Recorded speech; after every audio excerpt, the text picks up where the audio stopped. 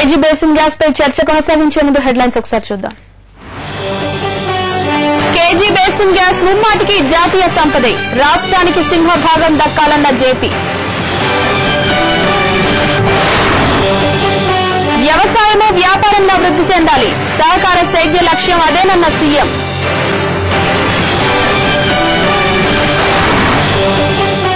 కరువుపై పోరులో రాష్ట్రాలకు కేంద్రం సహకారం, డీజిల్ సబ్సిడీలో 50% చెల్లిస్తామన్న ప్రధాని. నిఘా నీడన బ్యాడ్మింటన్ ఛాంపియన్షిప్, టెర్రర్ ఫియర్ ను కొట్టిపారేసిన చిదంబరం.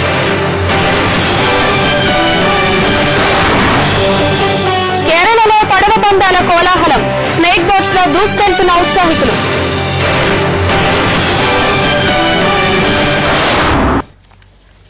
వ్యవసాయ రంగంలో పెట్టుబడులు రాబట్టేందుకు అవసరమైన చర్యలు తీసుకుంటామన్నారు ముఖ్యమంత్రి వైఎస్.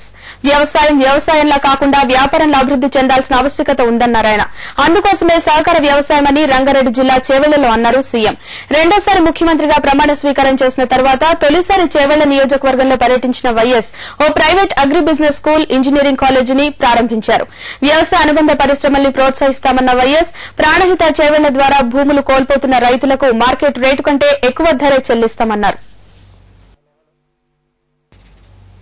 కరువు పరిస్థితులను సమర్థంగా ఎదుర్కొనేందుకు రాష్ట్రాలకు కేంద్రం సంపూర్ణ సహకారం అందిస్తుందని ప్రధాని మన్మోహన్ హామీ ఇచ్చారు. రాష్ట్రాలు భరిస్తున్న డీజిల్ సబ్సిడీలో 50% కేంద్రం తిరిగి చెల్లిస్తుందని చెప్పారాయన. ప్రజా పంపిణీ వ్యవస్థ పనితీరు సక్రమంగా ఉండాలంటే కేంద్ర రాష్ట ప్రభుత్వాల మధ్య సమన్వయం ఉండాలని సూచించారు పీఎం. ఇప్పుడున్న పంటలనైనా కాపాడేందుకు రాష్ట్రాలు శాయశక్తులా ప్రయత్నించాలన్నారు. రాష్ట్రాల కార్యదర్శులతో ఢిల్లీలో జరిగిన సమావేశంలో ప్రధాని ప్రసంగించారు.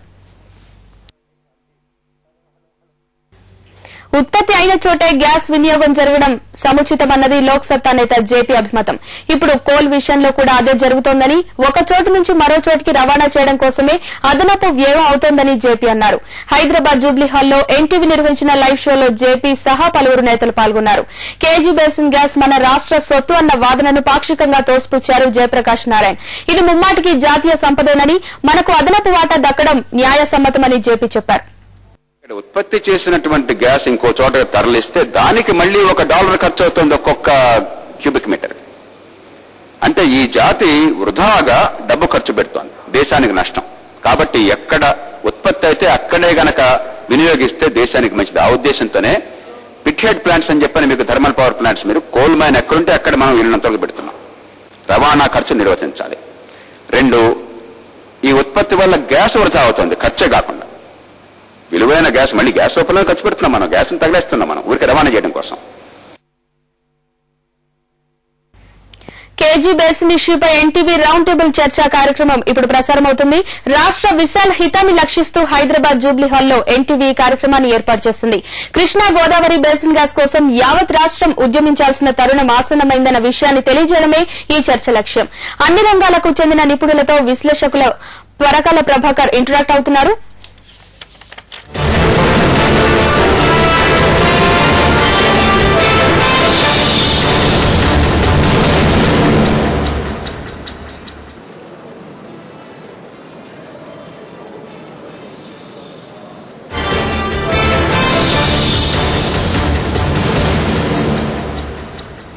చర్చలోకి తిరిగి స్వాగతం. మధు గారు,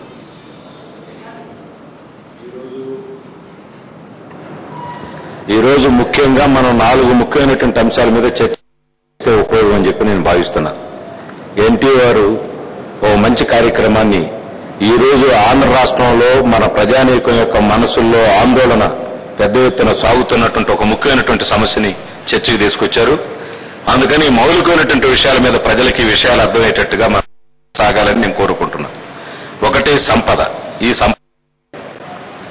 4 అంశాల మీద వివాదం నడుస్తూ ఉంది. సంపద, ఈ సంపద ఎవరిది? ధర, ఈ ధర ఏ రకంగా ఉండాలి? ఓఎన్జీసీ మన D6 కృష్ణా బేసిన్ లో ఉత్పత్తి అవుతున్నటువంటి గ్యాస్ కి ధర ఏ రకంగా ఉండాలి? 3 పంపిణీ డిస్ట్రిబ్యూషన్ అనేటువంటిది ఏ రకంగా ఉండాలి? దానికి ఏదైనా ఒక విధానం ఉన్నదా లేదా? 4 రాయల్టీ. నేను అడుగుతున్న సత్యనారాయణ గారికి వీటన్నిటి మీద ఏదన్నా ఒక విధానం కాంగ్రెస్ పార్టీకి ఉందా లేదా అని నేను మనవి చేస్తున్నా. ఈరోజు ఈ 4 అంశాల మీద కేంద్రంలో పార్లమెంట్లో మొట్టమొదట వామపక్షాలు అక్కడ ఈ సమస్యలను లేవనెత్తినాయి. తగదా జరుగుతున్నది. మేము లేవనెత్తిన తర్వాత ఈ సంపద ఎవరు అని చెప్పేసి సమస్య లేవనెత్తిన తర్వాత గాలి నీరు ప్రజలది, ఇది సమాజానిది, ఇది జాతిది అని దేశానికి స్వాతంత్ర్యం వచ్చినప్పటి నుంచి చెప్పుకుంటున్నాం. కానీ పాపం కాంగ్రెస్ వాళ్ళకి 60 ఏళ్ళు పట్టింది ఈ సంపద, గ్యాస్ సంపద జాతిది అని చెప్పేసి చెప్పడానికి. 60 ఏళ్ళ తర్వాత పార్లమెంట్లో దీన్ని డిక్లేర్ చేశారు. 10 ఏళ్ల నుంచి 1999 1999 నుంచి 1099 నుంచి ఈ ఎక్స్ప్లోరేషన్ లో కొత్త విధానాన్ని చేపట్టారు. అప్పటి నుంచి చర్చ జరుగుతూ ఉంది ఈ సంపద ఎవరిదని.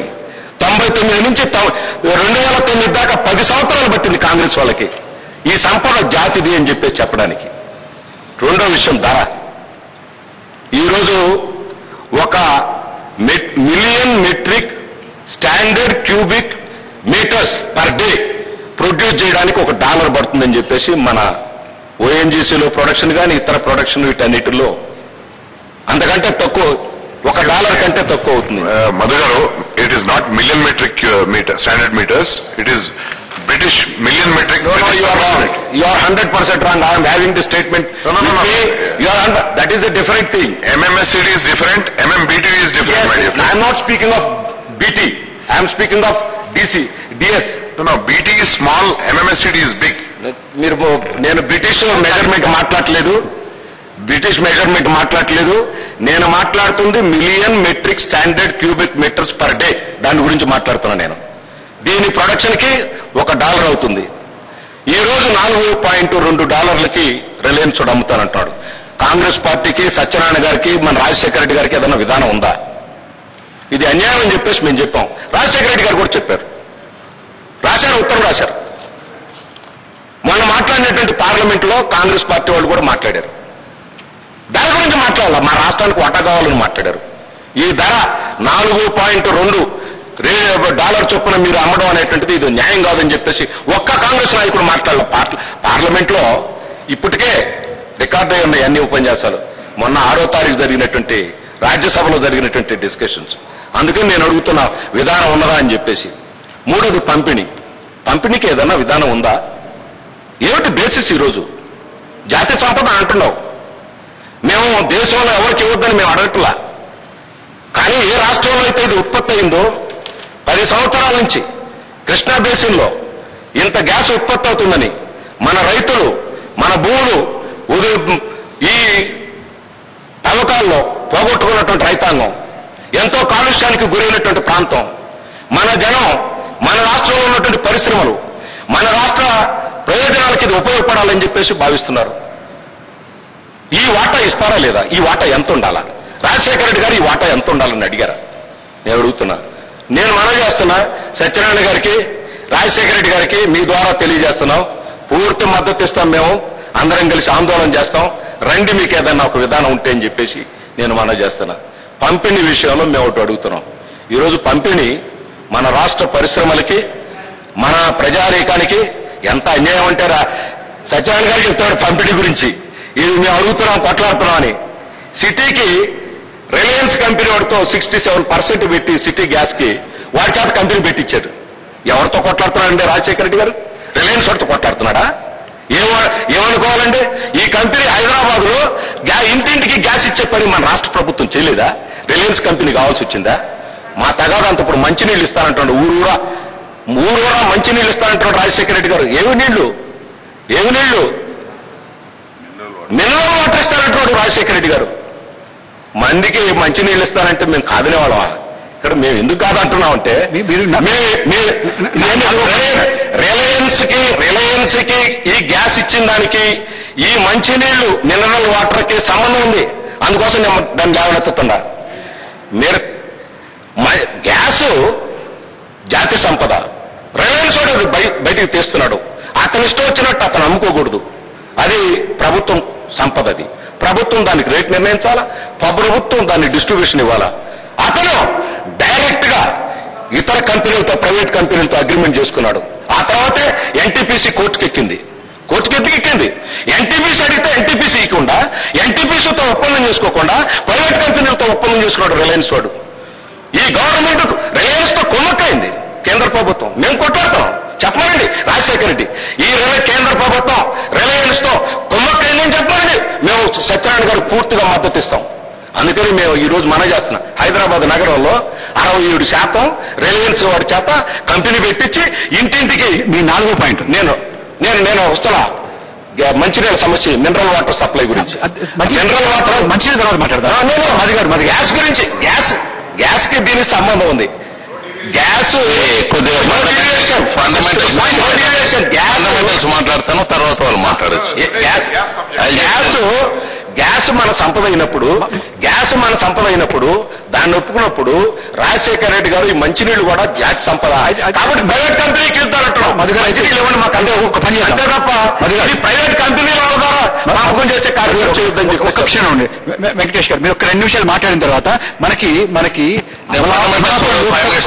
లోక్సభ సభ్యులు హర్ష కుమార్ గారు సిద్ధంగా ఉన్నారు. మీరు మాట్లాడిన తర్వాత మా దగ్గరికి ఫండమెంటల్స్ ఓకే, లేకపోతే అశోక్ కుమార్ లైన్ లో ఉంటే మాట్లాడించేద్దాం. ఆయన మాట్లాడిన వాళ్ళు మాట్లాడితే మా వ్యూస్ ఎన్నో వారంతా గవర్నమెంట్ సైడ్ గవర్నమెంట్